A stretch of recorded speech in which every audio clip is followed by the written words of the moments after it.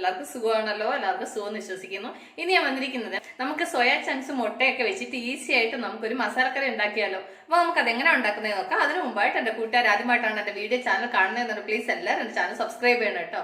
Subscribe ചെയ്യണം. അതുപോലെ തന്നെ ബെല്ലൈക്കൻ പ്രസ് ചെയ്തിട്ട് ഓളന്ന് കൊടുത്താൽ ഞാൻ ഡെയിലി ഇടുന്ന വീഡിയോ നോട്ടിഫിക്കേഷൻ കിട്ടത്തുള്ളൂ. അപ്പൊ നമുക്ക് അടുക്കളയിലേക്ക് പോവാം. അതെങ്ങനെ ഉണ്ടാക്കുന്നത്, അതിന് വേണ്ടുന്ന സാധനങ്ങൾ എന്തൊക്കെയാണെന്ന് നോക്കാം. അതിനുവേണ്ടി ഞാനൊരു 1/4 kg സോയാ ചങ്ക്സ് വെള്ളത്തിലിട്ട് കുതിർക്കാൻ വെച്ച കേട്ടോ. അരമണിക്കൂറായി ഇത് കുതിർക്കാൻ വെച്ചിട്ട്. അപ്പൊ ഇത് നന്നായിട്ട് കുതിർന്നിട്ടുണ്ട്. ഇനി ഇതെന്നാ ചെയ്യണം എന്ന് വെച്ച് കഴിഞ്ഞാല് ഇതുപോലെ വെള്ളം പിഴിഞ്ഞിട്ട് ഇതിൽ നിന്ന് സെപ്പറേറ്റ് ഇഞ്ഞ് മാറ്റണം. അപ്പൊ ഞാനിത് പിഴിഞ്ഞ് സെപ്പറേറ്റ് ആയിട്ട് ഇഞ്ഞ് മാറ്റട്ടെ. അപ്പൊ ഞാനിത് വെള്ളം കളഞ്ഞ് ഇതുപോലെ പിഴിഞ്ഞെടുത്തു.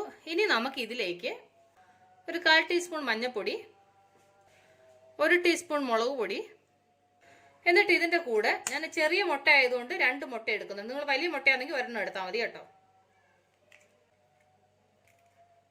എന്നിട്ട് ഇതിന്റെ ആവശ്യത്തിന് ഉപ്പ്, എന്നിട്ട് ഇത് ഇത്രയും കൂടി നന്നായിട്ട് മിക്സ് ചെയ്യണം. അപ്പോൾ ഞാനിത് നന്നായിട്ടൊന്ന് മിക്സ് ചെയ്യട്ടെ. അപ്പോൾ നന്നായിട്ട് മിക്സ് ചെയ്തു. ഇനി ഇത് ഇവിടെ ഇരിക്കട്ടെ. അത് കഴിഞ്ഞ് ഇതിന്റെ കൂടെ ചേർക്കാൻ വേണ്ടിയിട്ട് ഞാൻ 2 ഉരുളൻകിഴങ്ങ് ഇതുപോലെ വലിയ പീസായിട്ട് മുറിച്ച് ഞാൻ വെള്ളത്തിൽ ഇട്ടിരുന്ന കേട്ടോ.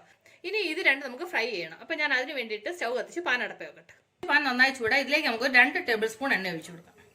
എണ്ണ നന്നായി ചൂടാകുമ്പോൾ ഇതിലേക്ക് നമ്മൾ മസാല പുരട്ടി വെച്ച സോയാ ചങ്ക്സ് ഇട്ട് കൊടുക്കാം. ഇതിന് എണ്ണയിൽ കിടന്ന് നന്നായിട്ടൊന്ന് ഫ്രൈ ആവണം. നല്ല ബ്രൗൺ കളറാവണം, അതുപോലെ ഫ്രൈ ആവണം. അപ്പോൾ നന്നായിട്ടൊന്ന് ഫ്രൈ ആവട്ടെ. ഒരുപാട് എണ്ണ ഒഴിക്കേണ്ട ആവശ്യമില്ല കേട്ടോ, ഇത്ര എണ്ണയുടെ ആവശ്യമേ ഉള്ളൂ. അപ്പോൾ നന്നായിട്ട് ഫ്രൈ ആയിട്ടുണ്ട്. ഞാൻ ഇതിന് വേറൊരു പാത്രത്തിലോട്ട് മാറ്റട്ടെ. അത് കഴിഞ്ഞൊരു പാൻ അടുപ്പ് വെച്ചു. പാൻ നന്നായി ചൂടായി. ഇതിലേക്ക് ഞാൻ 1 ടേബിൾ സ്പൂൺ എണ്ണ ഒഴിച്ചു കൊടുത്തു. എണ്ണ നന്നായി ചൂടാകുമ്പോൾ നമ്മൾ അതിനെ കട്ട് ചെയ്ത് വെച്ച ഉരുളൻകിഴങ്ങ് ഉണ്ടല്ലോ, അത് ഇതിലേക്ക് ഇട്ടിട്ട് നമുക്കിത് ഫ്രൈ ചെയ്തെടുക്കാം. അപ്പോൾ അത് നന്നായിട്ടൊന്ന് ഫ്രൈ ആവട്ടെ. അപ്പോൾ നന്നായിട്ട് ഫ്രൈ ആയിട്ടുണ്ട്. ഞാനിത് സെപ്പറേറ്റ് മാറ്റട്ടെ.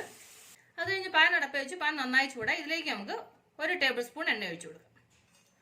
എണ്ണ നന്നായി ചൂടാകുമ്പോൾ ഇതിലേക്ക് ഒരു 2-3 കഷ്ണം കറുവപ്പട്ട, ഒരു 3-4 ഗ്രാമ്പു, ഒരു 3-4 ഏലക്ക അത് ഇതിലേക്ക് ഇട്ട് കൊടുക്കാം. ഇനി ഇത് നന്നായിട്ടൊന്ന് ഫ്രൈ ആവട്ടെ. അപ്പോൾ ഇത് നന്നായിട്ട് ഫ്രൈ ആയിട്ടുണ്ട്. ഇനി നമുക്ക് ഇതിലേക്ക് 2 സവാള ചെറുതായിട്ട് അരിഞ്ഞത്, അതിൻ്റെ കൂടെ തന്നെ 1 ടീസ്പൂൺ ഇഞ്ചി വെളുത്തുള്ളി പേസ്റ്റ്. ഇനി ഇത് ഇത്ര നന്നായിട്ടൊന്ന് ഫ്രൈ ആവണം. അപ്പോൾ സവാള നന്നായിട്ട് ഫ്രൈ ആയിട്ടുണ്ട്. ഇനി നമുക്ക് ഇതിലേക്ക് മസാലകൾ ചേർത്ത് കൊടുക്കാം. ഇതിലേക്ക് ഒരു 1/4 ടീസ്പൂൺ മഞ്ഞൾപ്പൊടി, ഞാനൊരു 1.5 ടീസ്പൂൺ മുളക് പൊടി ചേർക്കുന്നുണ്ട്. നിങ്ങളുടെ എരിവിനനുസരിച്ച് നിങ്ങൾ മുളക് പൊടി ചേർക്കണം കേട്ടോ. അത് കഴിഞ്ഞിട്ട് ഒരു 1.5 ടീസ്പൂൺ മല്ലിപ്പൊടി. ഇത് ഇത്രയും കൂടെ നന്നായിട്ടൊന്ന് ഫ്രൈ ചെയ്യണം. അപ്പോൾ മസാല നന്നായിട്ട് ഫ്രൈ ആയി. ഇനി നമുക്ക് ഇതിലേക്ക് 2 വലിയ തക്കാളി ചെറുതായിട്ട് അരിഞ്ഞത്, എന്നിട്ട് ഇത് നന്നായിട്ട് തക്കാളി നന്നായിട്ട് വെന്തുടയണം, അതുപോലെ ഫ്രൈ ആവണം. ഇതിൻ്റെ കൂടെ കുറച്ച് കറിവേപ്പിലയും കൂടെ ഇട്ട് കൊടുക്കും. അപ്പോൾ അത് നന്നായിട്ടൊന്ന് ഫ്രൈ ആവും. അപ്പോൾ തക്കാളിയൊക്കെ നന്നായിട്ട് ഫ്രൈ ആയി, കണ്ടില്ലേ, മസാലയൊക്കെ നന്നായിട്ട് വെന്തു. ഇനി നമുക്ക് ഇതിലേക്ക് നമ്മൾ അന്നേരം ഫ്രൈ ചെയ്ത് വെച്ച സോയാ ചങ്ക്സ് ഉണ്ടല്ലോ, അത് ഇതിലേക്ക് ചേർത്ത് കൊടുക്കും. അതിൻ്റെ കൂടെ നമ്മൾ ഫ്രൈ ചെയ്ത് വെച്ച ഉരുളൻകിഴങ്ങ് കൂടെ ചേർത്ത് കൊടുക്കും. എന്നിട്ട് ഇത് നന്നായിട്ട് മിക്സ് ചെയ്യാം. അപ്പോൾ നന്നായിട്ട് മിക്സ് ചെയ്തു. ഇനി നമുക്ക് ഇതിലേക്ക് ഇത് വേവാനുള്ള വെള്ളം ഒഴിച്ചു കൊടുക്കാം. വെള്ളം ഒരുപാട് ഒഴിക്കേണ്ട കാര്യമില്ല. ഇതിൻ്റെ മുകൾ ഭാഗത്ത് നിരന്ന് നിൽക്കാൻ തൊക്കണം ഒഴിച്ചാൽ മതി കേട്ടോ. കാരണം വെച്ച് കഴിഞ്ഞാൽ ഇത് ആൾറെഡി നമ്മൾ ഈ സോയാ ചങ്ക്സ് ഉരുളൻകിഴങ്ങൊക്കെ ആൾറെഡി ഫ്രൈ ചെയ്തതാണ്. അതുകൊണ്ട് പിന്നെ അധികം വേവേണ്ട കാര്യമില്ല. അപ്പോൾ അതിനനുസരിച്ചിട്ട് വെള്ളം ചേർത്താൽ മതി കേട്ടോ. കുറച്ചും കൂടെ വെള്ളം ഒഴിച്ചു കൊടുക്കാം. ഇത്രയും വെള്ളത്തിൻ്റെ ആവശ്യമുള്ളൂ. ഇനി നമുക്ക് ഇതിലേക്ക് ആവശ്യത്തിന് ഉപ്പും കൂടെ ചേർത്ത് കൊടുക്കാം. ഇത് നന്നായിട്ട് മിക്സ് ചെയ്തിട്ട് ഇത് അടച്ച് വെച്ച് ഒരു മീഡിയം ഫ്ലെയിമിൽ വെച്ചിട്ട് വേവിക്കാം കേട്ടോ. അപ്പോൾ ഇത് ഇവിടെ നിന്ന് വേവിട്ട്. അപ്പോൾ നമ്മുടെ കറി റെഡിയായി നോക്കാം. ഞാനൊരു 1-2 പ്രാവശ്യം ഇളക്കി കൊടുത്തായിരുന്നു, കണ്ടില്ലേ. അപ്പം കറി നന്നായിട്ട് ഡ്രൈ ആയിട്ടുണ്ട്. ഒരുപാട് വെള്ളം പോലെ ആവാൻ പാടും, എന്താ പറയുക, ഇച്ചിരി കട്ടിക്ക് വേണം ഇരിക്കാൻ, എങ്കിലും നല്ല ടേസ്റ്റ് ഉണ്ട്. ഉരുളൻകിഴങ്ങൊക്കെ നന്നായിട്ട് വെന്തിട്ടുണ്ട്. ഇനി നമുക്ക് ഇതിലേക്ക് 1 ടേബിൾ സ്പൂൺ നെയ്യും കൂടെ ഒഴിച്ചു കൊടുക്കാം. നെയ്യും കൂടെ ഒഴിച്ച് കഴിഞ്ഞാൽ ഒരു പ്രത്യേക ടേസ്റ്റ്, അതിന് വേണ്ടിയിട്ട്. എന്നിട്ട് ഇത് നന്നായിട്ടൊന്ന് മിക്സ് ചെയ്യാം.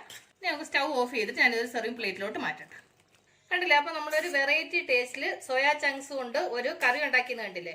അപ്പം ഫ്രണ്ട്സ്, നിങ്ങൾക്ക് ഞാൻ നിങ്ങളുമായിട്ട് ഷെയർ ചെയ്ത റെസിപ്പി നിങ്ങൾക്ക് എല്ലാവർക്കും ഇഷ്ടപ്പെട്ടാണെന്ന് വിശ്വസിക്കുക. നിങ്ങൾ എല്ലാവരും ട്രൈ ചെയ്ത് നോക്കണം കേട്ടോ. നിങ്ങൾ ട്രൈ ചെയ്ത് നോക്കി നിങ്ങൾക്ക് ഇഷ്ടപ്പെട്ടാൽ നിങ്ങൾ ഫ്രണ്ട്സിന് ഷെയർ ചെയ്യുക, ലൈക്ക് ചെയ്യുക, വാല്യുബിൾ കമന്റ്സ് ഇടുക. അപ്പോൾ നാളെ നമ്മൾ രുചികരമായ പുതിയ വീഡിയോ, പുതിയ റെസിപ്പിയുമായിട്ട് നാളെ നമ്മൾ വീണ്ടും കാണും വരെ ബൈ.